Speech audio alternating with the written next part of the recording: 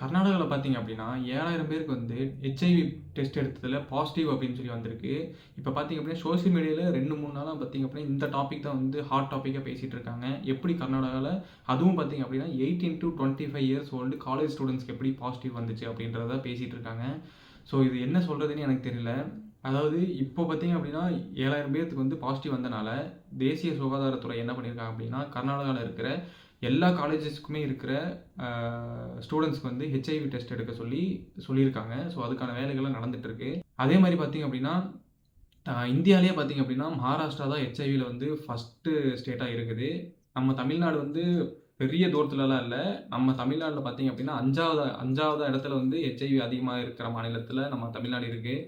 So எப்படி சொல்கிறது, எல்லாருமே இது எதனால் வந்துச்சு அப்படின்னு சொல்லி கேள்வி கேட்கும்போது தான் தெரியுது. இது வந்து பார்த்திங்க அப்படின்னா நிறைய டேட்டிங் ஆப்ஸ் மூலிமா வந்து பேசி பழகி அந்த மாதிரி ஆகிறது. அது மட்டும் இல்லாமல் பார்த்திங்க அப்படின்னா இந்த டேட்டு போடுற இடத்துல இன்ஜெக்ஷன், அதாவது ஒருத்தருக்கு போட்ட இன்ஜெக்ஷன் வந்து இன்னொருத்தருக்கு போட்டு அப்படி பரவுறது, நெயில் கட்ரு, இந்த மாதிரி நிறைய இதில் பரவக்கூடிய நோய் தான் இந்த நோய்.